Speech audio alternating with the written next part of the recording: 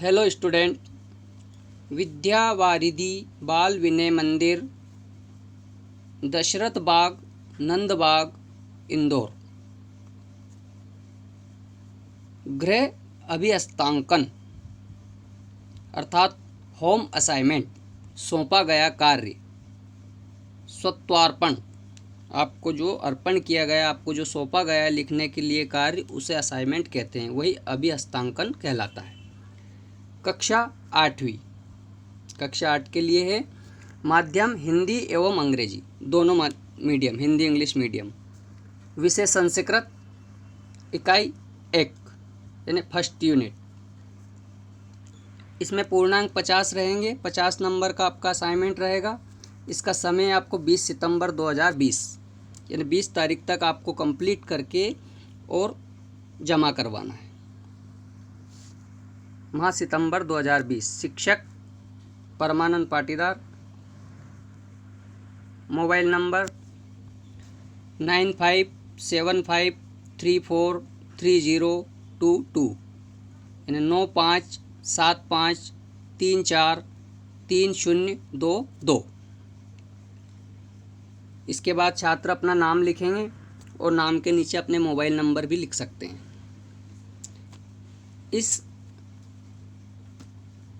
को करने के लिए आपके लिए कुछ निर्देश हैं। 2 सर्वे प्रश्न अनिवार्य सन्ति यानी सभी प्रश्नों को करना अनिवार्य है। प्रश्नानां सम्मुखे निर्धारित अंक प्रदत्ता यानी प्रश्नों के सम्मुख यानी सामने निर्धारित अंक प्रदत्त हैं, जो निर्धारित किए गए हैं। कितने नंबर का आपका असाइनमेंट है वो नंबर आपके इसके नीचे लिखे गए हैं, आगे उसको आप ध्यान से देखें। पहला इसमें हम देखते हैं, प्रश्नानां उत्तरम एक पदेन लिखत। प्रश्नों के उत्तर हमें एक पद में देना है, अर्थात एक शब्द में उत्तर देना है। एक क्वेश्चन का एक नंबर होगा। इसमें हम सबसे पहले देखते हैं,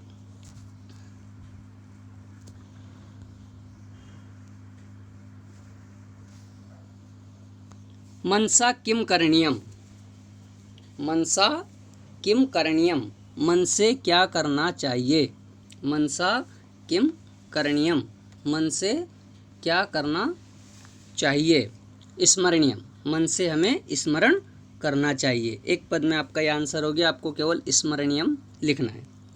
वचसा किम करणीयम, वचन से अर्थात वाणी से क्या करना चाहिए। वदनीयम, बोलना चाहिए। कस्मिन् न रमणीयम, कस्मिन् न रमणीयम, कहाँ नहीं घूमना चाहिए, कहाँ भ्रमण नहीं करना चाहिए। भोग भवने, तो कहाँ हमें रमण नहीं करना है, भोग रूपी भवन में रमण नहीं करना है। किम न गणनीयम, किम न गणनीयम, क्या नहीं गिनना चाहिए। गणनीयम अर्थात गिनना चाहिए। क्या नहीं गिनना चाहिए। दुखम, हमें अपने दुखों को नहीं गिनना चाहिए। किम न मननीयम, किम न मननीयम, किस चीज़ का मनन नहीं करना चाहिए, किस चीज़ को नहीं सोचना चाहिए। निज सौख्यम, हमारे सुखों का मनन नहीं करना चाहिए। सौख्यम अर्थात सुख होता है। कुत्र चरणीयम, कुत्र चरणीयम, चरणीयम का अर्थ होता है चढ़ना। कहाँ चढ़ना चाहिए। कष्ट पर्वत यानी कष्ट रूपी पर्वत पर हमें चढ़ना चाहिए, कठिनाइयों को पार करना चाहिए। कुत्र त्वरणीयम, कुत्र त्वरणीयम, त्वरणीयम का अर्थ होता है शीघ्रता, जल्दी, यानी कहाँ हमें जल्दी करना चाहिए। कार्य क्षेत्र त्वरणीयम, हमारे कार्य क्षेत्र में त्वरणीयम करना चाहिए। अर्थात जैसे आपको असाइनमेंट बनाना है, ये आपका कार्य है, इसमें हमें शीघ्रता करना चाहिए।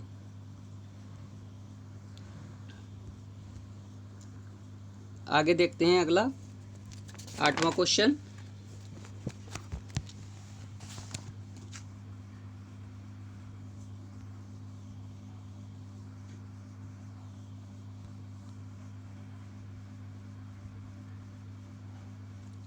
आठवें क्वेश्चन में कस्मिन तरणीयम, कहाँ तैरना चाहिए। कस्मिन तरणीयम, दुख सागरे, दुख रूपी सागर में तैरना चाहिए। विपत्ति विपिने किम करणीयम, विपत्ति विपिने, विपिने यानी जंगल होता है, विपत्ति रूपी जंगलों में क्या करना चाहिए, भ्रमणीयम, भ्रमण करना चाहिए। कठिनाई रूपी जंगलों में भ्रमण करना चाहिए। कुत्र संचरणीयम, कहाँ जाना चाहिए, संचरण करना है ना जाना। कुत्र संचरणीयम, कहाँ जाना चाहिए, घौरे यानी गुफाओं में। बंधुजना, जहाँ हमारे बंधुजन मित्र जन जहाँ रहते हैं, जिन गुफाओं में रहते हैं घौरे, वहाँ हमें जाना चाहिए। इसके बाद व्याकरण खंड से कुछ क्वेश्चन आपके 5 नंबर के, एक नंबर के 5 क्वेश्चन, इनको हम देखते हैं। वर्णमाला में वर्णों का शाब्दिक अर्थ क्या है, वर्णमाला में वर्णों का शाब्दिक अर्थ क्या है। इसमें केवल लिखा है वर्ण का शाब्दिक अर्थ क्या है, आप इसे वर्णमाला समझें। वर्णमाला में वर्णों का शाब्दिक अर्थ क्या है, तो वर्णमाला में वर्ण का शाब्दिक अर्थ होता है अक्षर, वर्णमाला में। नहीं तो वर्ण का अर्थ रंग भी होता है, वर्ण का अर्थ जाति भी होता है, वर्ण का अर्थ पत्र भी होता है, लेकिन वर्णमाला में वर्ण का अर्थ अक्षर होता है। ठीक, नेक्स्ट क्वेश्चन हम देखते हैं। संस्कृत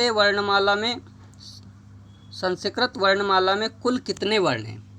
हमने वर्णमाला पढ़ी थी व्याकरण खंड में, उसमें आपको बताया गया था 50। एक शब्द में उत्तर है, वर्णमाला में कुल 50 यानी 50 वर्ण होते हैं। कितने वर्ण होते हैं, 50 अक्षर होते हैं। संस्कृत वर्णमाला में कुल कितने स्वर वर्ण होते हैं।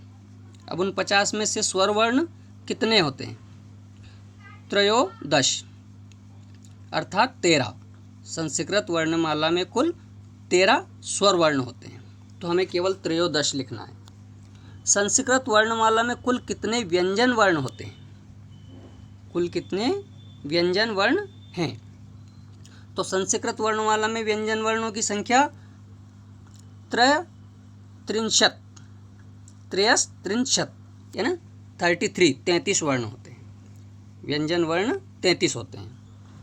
आयोग वह वर्णों की संख्या लिखिए, तो आयोग वह वर्ण कितने होते हैं, 4 यानी 4। आयोग वह वर्ण 4 होते हैं। ठीक है, आगे हम देखते हैं। एक वाक्यन प्रश्नानाम उत्तरम लिखत। अब हमें एक वाक्य क्वेश्चन लिखना है जो कि 3 नंबर का एक होगा। आपके 3 क्वेश्चन हैं 9 नंबर के। मनसा सततम किम करणीयम, मन से सतत यानी निरंतर लगातार हमें क्या करते रहना चाहिए। मनसा सततम स्मरणीयम, मन से लगातार निरंतर हमें स्मरण करते रहना चाहिए। वचसा सततम किम करणीयम, वचन से सतत हमेशा क्या करते रहना चाहिए। वचसा सततम वदनीयम, वचन से हमें सतत निरंतर लगातार बोलते रहना चाहिए। अहर्निशम किम करणीयम, अहर्निशम का अर्थ होता है दिन रात, हमें क्या करना चाहिए। अहर्निशम जागरणीयम, हमें दिन रात जागना चाहिए, अर्थात सचेत रहना चाहिए। ठीक है, ये आपके पाठ के क्वेश्चन आंसर हुए। इसके बाद आपके व्याकरण खंड से 2 क्वेश्चन। श, स और हा ऊष्म वर्ण क्यों कहलाते हैं। श, स और हा ये ऊष्म वर्ण कहे जाते हैं, क्यों कहलाते हैं।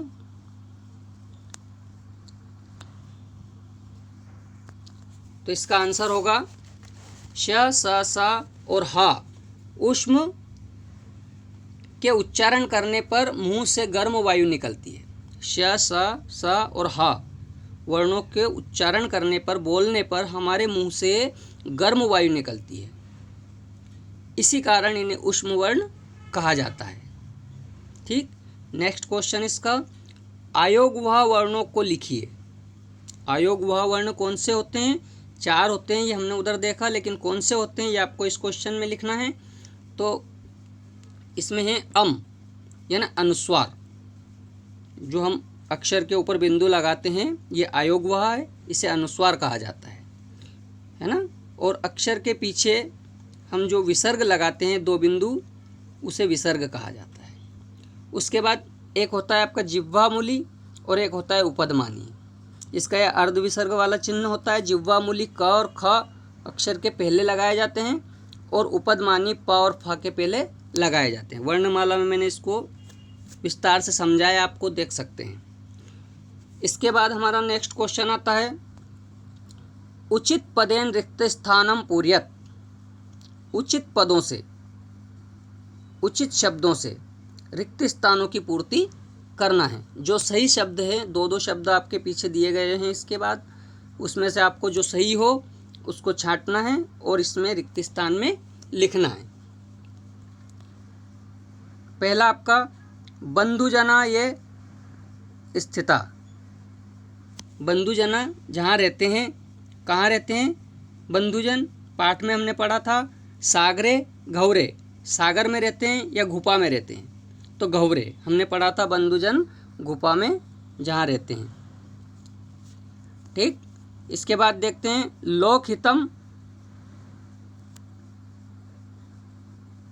वदनीयम या करणीयम। लोगों का हित बोलना चाहिए या करना चाहिए? वदनीयम यानी बोलना और करणीयम यानी करना, तो ये करना चाहिए, तो करणीयम आएगा। इसमें क्या आएगा? करणीयम, ही निशान लगा हुआ है। इसको आप इसमें रिक्त स्थान में लिखना है। नेक्स्ट क्वेश्चन इसी का, कार्य क्षेत्र तरणीयम या त्वरणीयम। कार्य क्षेत्र में हमें क्या करना चाहिए? तैरना चाहिए या शीघ्रता करना चाहिए, है ना? तरणीयम यानी तैरना और त्वरणीयम यानी शीघ्रता, तो इसमें आएगा त्वरणीयम यानी शीघ्रता करना चाहिए। कार्य क्षेत्र में शीघ्रता करना चाहिए। कष्ट पर्वते करणीयम या चरणीयम। कष्ट पर्वतों पर करना चाहिए या चढ़ना चाहिए? तो कष्ट रूपी पर्वत पर हमें चढ़ना चाहिए, तो इसमें आएगा चरणीयम। ठीक, इसके बाद नेक्स्ट क्वेश्चन आता है आपका, शुद्ध वाक्यानाम समक्षम आम अशुद्ध वाक्यानाम समक्षम न इति लिखत। यानी जो शुद्ध वाक्य है, जो सही वाक्य है, उसके समक्ष यानी सामने हमें आम लिखना है। आम का अर्थ होता है हाँ, और अशुद्ध वाक्य के समक्ष यानी सामने हमें ना लिखना है। ना का अर्थ होता है नहीं। ठीक, इसमें हम पहला क्वेश्चन देखते हैं, कष्ट पर्वते चरणीयम। कष्ट रूपी पर्वतों पर चढ़ना चाहिए, यह सही है या गलत? बिल्कुल सही, सही है। तो इसमें हम लिखेंगे आम, यह आम लिखा। दुख सागरे न तरणीयम। दुख रूपी सागर को नहीं पार करना चाहिए या उसमें नहीं तैरना चाहिए। तरणीयम का अर्थ तैरना या पार करना होता है। तो दुख रूपी सागर को पार नहीं करना चाहिए, अब कह रहा है ये, तो हमें उसे पार करना है, तो ये गलत है, इसलिए इसके सामने ना लिखा हुआ है। ठीक, विपत्ति विपिने न भ्रमणीयम। विपत्ति रूपी जंगल में भ्रमण नहीं करना चाहिए। विपत्ति विपिने, विपिने जंगल, विपत्ति रूपी जंगलों में नहीं भ्रमण करना चाहिए, तो ये भी गलत है, इसलिए ना लिखा हुआ है। क्योंकि विपत्ति रूपी जंगलों में तो हमें भ्रमण करना चाहिए, जाना चाहिए, तो ये गलत है, इसलिए ना। अगला नेक्स्ट क्वेश्चन, अहर्निशम जागरणीयम। दिन रात जागना चाहिए, दिन रात सचेत रहना चाहिए, सावधान रहना चाहिए, तो ये सही है। तो इसके आगे हमने लिखा आम यानी सही। ठीक, इसके बाद हम देखते हैं नेक्स्ट क्वेश्चन, लोकहितम मम करणीयम।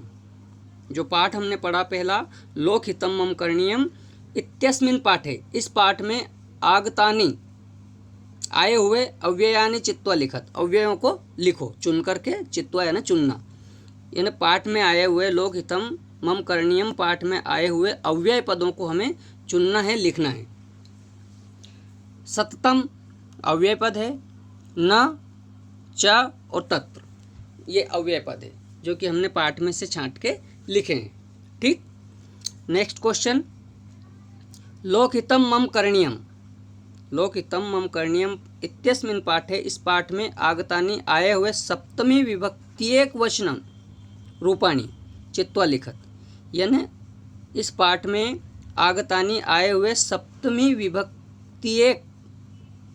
विभक्ति के एक वचन का रूप हमें चुन करके लिखना है। तो पाठ में से हमने देखा, भोग भवने सप्तमी विभक्ति का एक वचन, सुख शयने, कार्यक्षेत्रे, गहुरे गुफा, दुख सागरे, कष्ट पर्वते और गहनारण्य यानी गहन जंगल, घना घना वन, और घना अंधकार है, घोर अंधकार। ठीक, इसके बाद हम नेक्स्ट क्वेश्चन देखते हैं, लास्ट। मम कर्तव्यम इति विषयम अवलंब्य संस्कृते चत्वारा वाक्यानि लिखत।